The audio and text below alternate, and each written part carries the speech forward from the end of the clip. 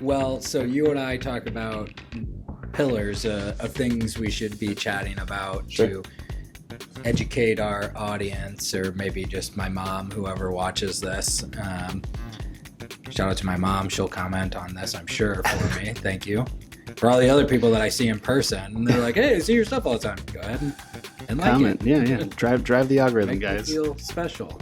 But one of the pillars is that, yeah, you're always like, well, you love talking about automation and AI and how it works. And so then I have a good buddy of mine, Jackie Bluntz, and he is very much into all that, much more than I am, and much more intelligent than I am on the topic. He brought up how he wanted to explore quantum computing in his career, and I was like, I've never even heard of that. But you guys can look it up, and it's like literally looks like a weird 1920s giant like distillery weird contraption of a computer. And then right after we had talked about that, he explained it to me, and we'll try to explain it here. I might even have to just look at notes to do this. But I was listening to a cryptocurrency podcast, and they brought on these guys that were talking about quantum computing, and their job is tech security. So they were just talking about the current structure and then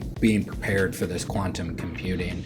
So I guess just to break it down, I don't even understand the current technology. So that's why I think this quantum computing like super cool. fascinated me, because I was like, oh wow, the current technology is really cool. And they're like, yeah, this is like a billion times better. So your current computer, it's on bits, ones and zeros, so it's just like a switch. I think they call it a transistor. So it's like an IO. Yeah. So you're just flipping that switch millions and billions of times to create an answer, to find the answer. And it's really great because it can do it really fast, right? You know, and it's computing that, and then it comes to the answer. And then so quantum computing, I guess it comes from quantum physics. Yeah. But so like basically it's a phenomenon that they don't really know how it works. Like atoms and particles exist, and they can be connected, but they can be super far apart and still